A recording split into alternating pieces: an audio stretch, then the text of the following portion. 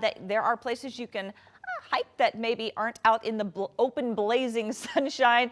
We were in the lower 90s today, saw some widespread 90-degree heat, and could be talking more about triple digits into next week, but we will get a brief reprieve. We'll talk about that in just a moment. 92 out there right now, sunny skies.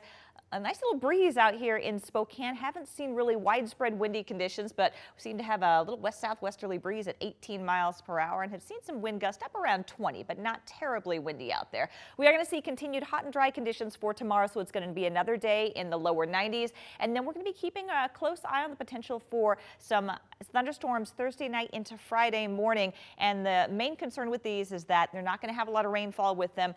And then, of course, this time of year, we really don't like seeing lightning at all. So keeping a close eye on that, but any thunderstorm activity should be out of the way by the afternoon, and then we'll return to hot and dry conditions for the upcoming weekend, temperatures in the 80s and 90s. Here's a look at the temperature trend, and I mentioned a brief reprieve from the heat. We will be in the 90s tomorrow, but on Friday and Saturday, a little bit of a cool down. Temperature is actually pretty close to average on Friday and Saturday in the middle and upper 80s, and then temperatures head right back up towards next week, and we can be seeing highs in the middle 90s here locally, and many locations honing in on those triple-digit high temperatures.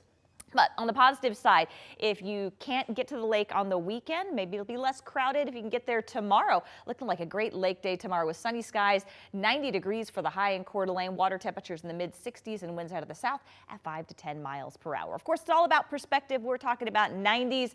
They're looking at highs in the 110 to 115 degree range in the southwest. So really all these bright colors you're seeing are areas where we're looking at heat advisories or excessive heat warnings. Of course, we've got that in the southwest, but much of the southern U.S., the Gulf states, even into the Ohio Valley up in New England, New York seeing temperatures in the 90s, and then across the East Coast, heat advisories as well. And then you got to factor into the humidity, so their heat indices are in that 110 to 115 degree range. Closer to home, we are being influenced by the Four Corners Ridge, which is in its typical setup this time of year. So hot and dry conditions, watching that low out in the Pacific. That's going to be coming up in our direction Thursday night into Friday, giving us that slight chance for some isolated thunderstorms. But in the meantime, clear skies for this evening. We're looking at clear skies overnight.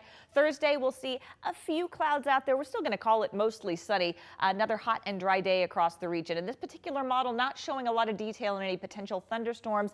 We do expect them to be pretty isolated, but I think as we get closer, we'll see a little bit more detail, showing a little bit of rainfall up in North Idaho. But either way, not expecting a lot of rain with any thunderstorms that we see. High temperatures tomorrow get to the upper 90s in Grand Coulee, 98 in Omak, 94 in Ritzville.